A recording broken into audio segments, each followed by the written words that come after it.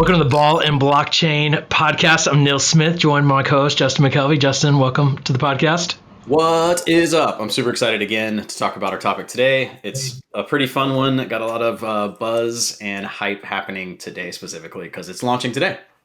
It is launching today. And speaking of buzz, we were just talking about it. I'm coming off of a post-lunch buzz because I decided to smoke a cigar after lunch. I've got a little bit of cigar belly and buzz going into, and I don't really have a buzz. I have a nauseous stomach is what I have coming into this podcast. But it's all part of the fun of the Ball and Blockchain podcast. That's exciting. Well, just to go along with that, because we didn't talk about this before we jumped on, is I might pass out for a totally different way. I've had 2 bites of hamburger meat today and like 7 cups of coffee. So if I just pass out, it's from a caffeine, zero food high. That wasn't my coffee machine. My coffee machine didn't work this morning, and so I was dealing with like no coffee till about 11 a.m. And then I went over to the diner next door to get like a early lunch and a cup of coffee, followed by the cigar, and so I'm thrown off. So this conversation is crazy in and of itself, and so we're already in a unique state of mind. I have been watching a ton too, by the way, Justin, on DeFi. Which we won't talk in detail here because this conversation is not about DeFi, but DeFi continues just to blow my mind. And it's like I'm learning about it, and I think I understand it, and then I'm like, I don't understand it. It's crazy, but it also makes so much sense. So let's talk about Apecoin. Apecoin was announced probably less than 48 hours ago of the time that we're recording. And Apecoin is basically a cryptocurrency that was created by the founders of Bored Ape Yacht Club. And as I understand it, they're just going to basically print their own money and give it to everybody who owns a Bored Ape Yacht Club NFT or a Mutant Ape Yacht Club NFT. I think I'm saying that right. The Kennel Club NFT. Oh, they also get one. They have to be paired with something else. I don't think if you're part of that by itself, you have to also do something else. Interesting. And I've seen different levels. And those NFTs have exploded on OpenSea in the last, 36 hours or so since that announcement came out, and exploded. They were already, it cost like $200,000-$300,000 to get one of these NFTs. And people are always like, what is it worth? What is it worth? Well, now they just decided to make their own money. That I saw, I'm in a Discord group, and somebody already flipped their coins that they got for something like $240,000. And so it's like, what? Is this real? So what do you know, Justin, of the Apecoin? Because we're finding out kind of as it's going on. There's a lot we don't know about it. But it's been trending on Twitter top 10 since the announcement, and so there's lots of buzz, not just in the crypto world, about this. Yeah, just in general. Like, I don't know a ton other than, we decided we're going to talk about this. And because they announced yesterday, they're launching today. So there's not been a lot going on. It's a quick less than 24 hours since they made that first announcement. Yep. So Twitter is exploding. I watched another YouTube video before this just to go like, what is happening in this world right now? Yeah.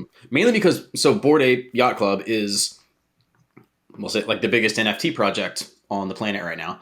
We talked about this in a previous episode. They did something unique where they made commercial rights available to any of their owners. So as opposed to having a inclusive group, it's like, hey, you can sell your picture. And so there's a lot of stars that are buying the Bored Ape that kind of looks like their same style or vibe of like clothing, and then reselling that. So they're kind of making an entire clothing line based off of sweatshirts that look like Eminem but in ape form, for example, or Bieber, or there's a few other people that have them. But that I think is super interesting about this uniquely. And then last week they bought CryptoPunks as a new project. So that's kind of a bigger umbrella of Bored Ape has these 5 different things now they own. And then less than a week ago they did that. And then they announced they're going to create a coin. So what I looked at today, which I thought was interesting, was it's an ERC-20 token, which, holds value. But everybody was like, it is the most basic thing ever. There's no utility. There's no nothing to it yet other than They just went, hey, we're going to release 1 billion tokens, coins. Yes. And that's it. And then we're going to do them incrementally. So we're going to do 15% today. And then I'm not good at math, but I'm sure there's a lot of millions in that. But 15 million, whatever. You get it. But so they're releasing those today. Once we talked about that, I got onto Voyager App, which I would encourage you guys all check out. It's interesting. But it's another exchange that we haven't talked about. I'll drop an invite code because that's good times. But they're doing debit cards that allow you to earn crypto. So I got on there today because they're one of the exchanges that has, I'm going to hold this up. You can see it. I'm like, no, can't quite see. But I know, I was like, catch the glare. Could this work? So I decided to buy some this morning. So I bought some Apecoin. Yeah. So nice. You bought it. Yeah. Good for you. I bought it. How much was it when you bought it? $8.25, I think is what I bought it at. Okay. Like right around $8.25. So when they launched it at $16.75 roughly. Like I'm kind of looking at what it was like at its peak. Right when they launched it, basically it was like 16 something. Then seconds later, it dropped to about roughly $8, and it's been like bouncing back and forth around $8 all day. Yep. So I see $7.75 right now on CoinMarketCap. Yep. Yeah. So it's gone down a little bit. Like I've lost $10, so not a big deal. But you said something though that I think is important for this podcast that isn't known to many. You said it's an ERC-20 token. So what is an ERC-20 token? What does that mean? Why are you calling me out, bro? Might have to edit this part out. It just essentially is on the Ethereum network that can be called a token of value. That's it. Yep. It's a contract that holds value at its most. What else is an ERC-20 token? Are there other tokens that would be comparable to that? Like Dogecoin, is Dogecoin an ERC-20? No. Do you know? There are a lot of other ones that are. I don't know off the top of my head. But like AVAX. Yeah. Solana might be AVAX. I don't know. Yeah. Anyway, we might have to do a whole podcast on ERC-20. I know, off the top of my head, I'm like, wait a second. I was looking at that, like going, okay, it's on that contract. So, but what they pulled up was this video I checked out was they pulled up the contract and they looked at the contract itself, and they basically was like, the person who owns this has this value times 1. That's it. Like there was nothing to it. So basically it was like there's zero utility of any kind at this point. So here's the other part I wanted to go back to. When you said, I think they're issuing some to their owners. So, if they're going to make 1 billion tokens total, they're going to issue them. If you own one of 10,000 people that owns a Bored Ape NFT, say they issue you 100 of them, I guess. Like, here's $100 basically. Or they're worth $10 a piece, or when they launched, whatever. So just for math, so here's $1,000. Like if you own one, we're just giving you money. Which is super interesting because it's not really tied to anything yet. So now what? It's just, hey, we created money and people have decided it was worth something, but what are we going to do with this? I can tell you why I bought, but there's a lot of thoughts behind what the heck to do with that. Well, and I think the bottom line is, and this is what I hear all the time. Well, what's Bitcoin? Like what at the end of the day, like, well, why is that worth $40,000? And this is only worth $7 or $8. Because it's not really anything anyway, either, right? And so it's this part of the confusion of the whole thing. So tell me why you bought. So I thought about it for about 4 seconds and was like, why not get in on this thing? I think if I had the money, if I was going to buy any NFT right now, it'd be a Bored Ape NFT or CryptoPunk. But I don't have $500,000, mainly because they are continuing to grow their like ecosystem bigger and bigger and give away more and more value. And it hasn't gone the other direction yet. So they've only gone uphill. They've only acquired more people, more value, giving away more utility. I know they're coming out with a new game that will involve a lot of their NFTs. Interesting. I'm not into gaming, so I don't really care. But the idea that they're growing and building new business avenues, I think, is really cool. And that they acquired CryptoPunks. So even though like they know, from a business side, my guess is they went, hey, we just bought CryptoPunks. There's a huge buzz already around us in general. A lot of celebrities own their NFTs. we should go ahead and launch something of like a token of value and then figure out what to do with it later. Even though they, I'm sure they have some ideas, but they're like, we can't build it in a week. But even if it came up within 5 days and they just decided to create a token and sell it and give it away, that they did that. So my assumption is they're going to figure out what to do with it later, and it's going to keep going up. But right now it's kind of just hovering because they're like, everybody's, I think, going to be waiting on, okay, what do we do with this now? We just own a thing that we think is valuable. If they released a one-of-one token and somebody bought it and that person gets VIP access to everything in the world, that might be super valuable. But if you have a billion tokens, now what? What do we do with that? There's $1 billion. Spread among who and for what reason, and then how do you use them? Well, in my understanding of the utility, and I've done all of about 20 minutes of research prior to this podcast, is that it's good for votes. And so voting for things, so based on how many tokens you have, you basically, for every token you have, you get another vote in their ecosystem to, I don't know what you vote for, like vote for where you're going to hold the next Bored Ape Yacht Club party, or that you're going to buy CryptoPunks or not, or sell CryptoPunks or not, and so I understand it to be votes within their ecosystem.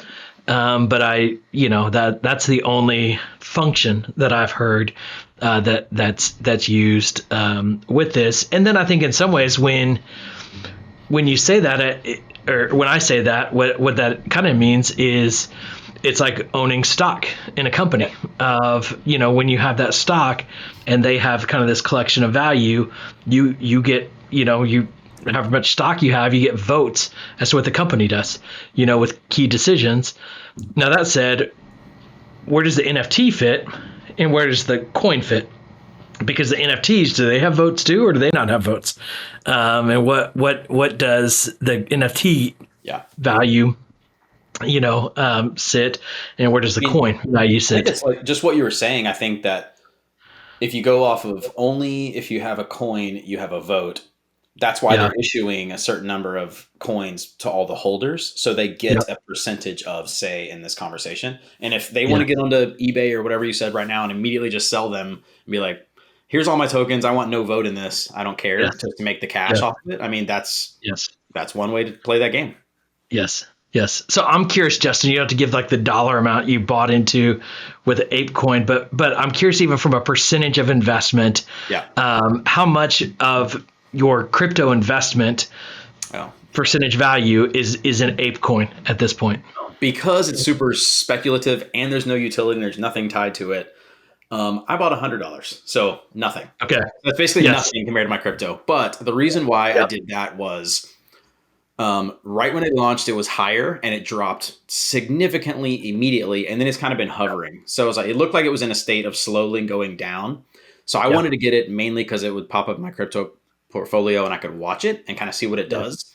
But I do think over time that's going to kind of, like any new stock that comes out, I think this Apecoin specifically will act more like the stock market on a launch than any other altcoin, crypto coin that's come out, because most of them start at like 0.000001 cents value, and they slowly build over time as they add utility.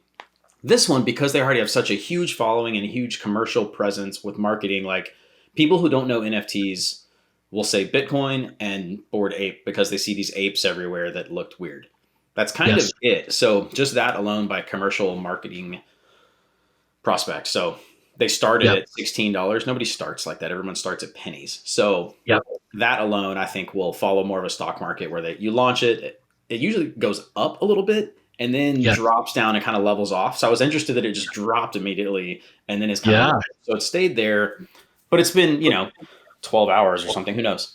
But I do think over time, given what they've already done, they will continue to add more value to that. They'll eventually say, hey, if you own a token, here's how you vote. And what you're voting on is how we create new business ventures, how we continue to add more value to the token itself. So I don't know.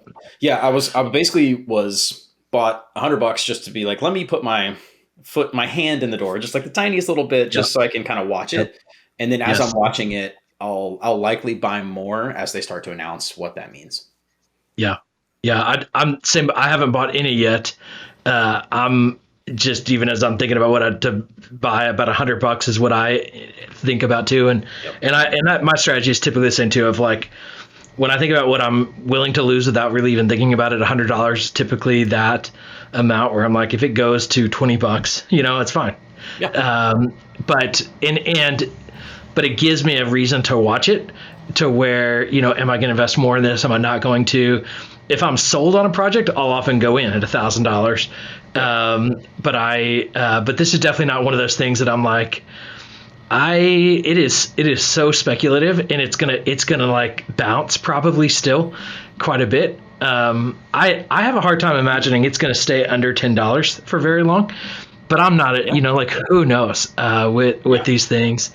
And then, but I think with Bored Ape Yacht Club, just as a community, has done nothing but thrive, and it's got so many, almost everybody that's in the crypto space that is a whale of any kind has a Bored Ape Yacht Club. Like, it's kind of your, I feel like it's in many ways more popular than CryptoPunks, because of the utility they've tied to it.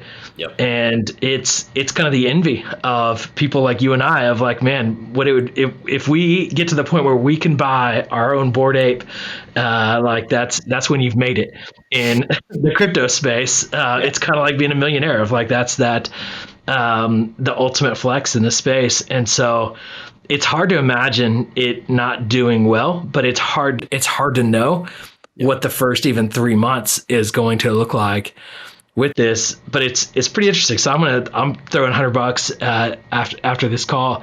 What do you think, Justin? Or I'm curious, how did you buy it? Where did you go to buy this? Perfect. That's what I was going to say, actually. Was half of the reason I wanted to do it was I started using this Voyager app. So we talked about this on the last episode. Actually, we talked about what exchanges we were using, and I mainly use Coinbase and Crypto.com. And because some coins are just not available on those, much like this, I was like, let me see if it's actually available on Coinbase, and it's not. It's available on Voyager. So that's why I went to Voyager to buy it, and I'd already had a Voyager app. I bought into their loyalty program. I think they're doing some really cool stuff they're trying to really bridge kind of the centralized to decentralized approach right now, which is they're coming out with USD coin. So I'm going to set it up to use it as my debit account to be able to pay, just like that's my checking account. So anyway, but they're also selling crypto as an exchange as part of the app. So I really wanted to try out the app, and I saw it was available there. I saw it's available on like KuCoin and a few of like things that several states and the US don't have available to them. So I've seen other people buy it. You're like, I'm in Canada, I'm overseas. You can jump on a KuCoin and buy it. But it was going to be available on a lot of the bigger exchanges, but not on the ones that most of the people in the US are buying or using. So Coinbase and Crypto.com. So that's the reason I jumped into Voyager. So I wanted to see Voyager's functionality, being able to use it and get it on the Apecoin. Yeah. Interesting. I literally, while we're talking, I was like, I wonder if Gemini has it. And so I opened up my Gemini app. It was right there. It was in the top trending tokens. And I just bought $100 worth in a matter of seconds. And so it's super easy to buy. You just bought it on the call. On the call. It took 15 seconds. Once you're set up. And I think that is the beauty of being set up on. And I think it's why I think it's helpful to have apps like Voyager and Coinbase and Gemini and multiple pathways is, you can easily just go in and, get what you're looking for in these different places. I think in a lot of ways, it's like you're saying, it's like managing your own stock portfolio. Like I've used Robinhood for a long time when that came out, as opposed to going through a portfolio manager in the past. Robinhood came out, I don't know, 5-7 years ago, whatever it was, and kind of put low cost trading into people's hands, or free in a lot of ways. And then I think this is kind of doing the same thing, where you're putting, like, you're doing your own trading, your own portfolio management, but it's within crypto. So I didn't use Gemini strictly because I've been using these other apps, and I'm trying to condense. It gets a little hectic in my brain when you start to have 15 different things everywhere. So you and me have talked, we've had so many different spreadsheets on, like, here's my spreadsheet of all the different locations that all my things live. But when you want to get into a new project and a new thing, which is what we talked about last time, is sometimes you're forced to use that piece of technology because they don't integrate yet. In the future, they will, but you need to be able to track it, or else you'll just forget. And then you'll be like, oh, did I have $100 on this app, or where was that at? Yes. So you don't want to lose track of your money. So you need to be able to sell it off and get the value back eventually. Totally. And that is the challenge. It was so much easier when I was just on Coinbase, for so long, where it's like I just open up my Coinbase app and they keep track of it all. Just like I use Robinhood, for a lot of my stock trading. It's just easy, having everything in one place. I think Coinbase has 3 different apps now, and it drives me nuts. There's Coinbase Pro, there's Coinbase Wallet, and you're like, what is happening? Yes. So yes, and I like Gemini, but it doesn't have. There's a lot of limitations on Gemini, and that frustrates me. And so Gemini is typically my go-to, just because I like their interface. But there's a lot of different limitations to any of the platforms. But I think there's more and more competition, and so with Crypto.com and Voyager and KuCoin and all the different platforms out there that have different purposes too.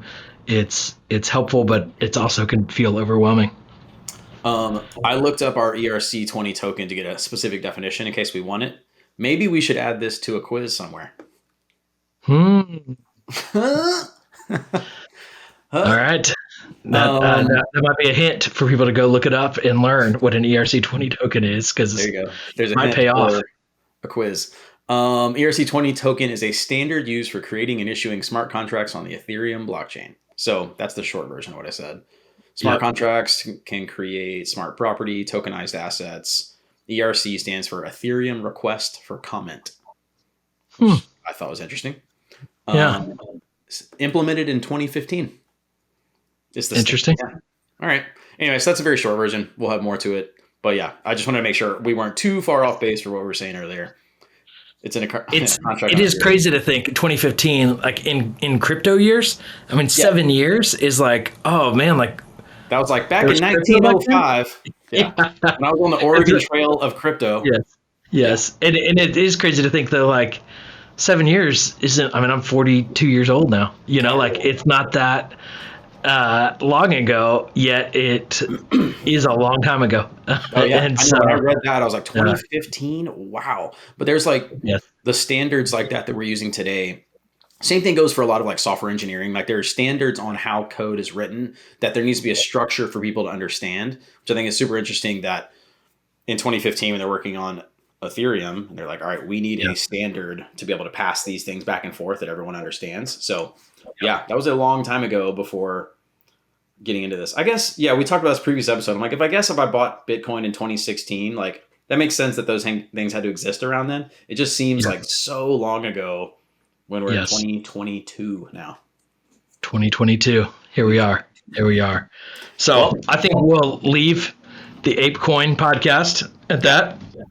Let us know if you buy Apecoin, and we will be tracking it and see. We'll probably do a follow-up on the Apecoin in a couple of months and just see, did we make a good investment? Did we buy more? Did we sell all?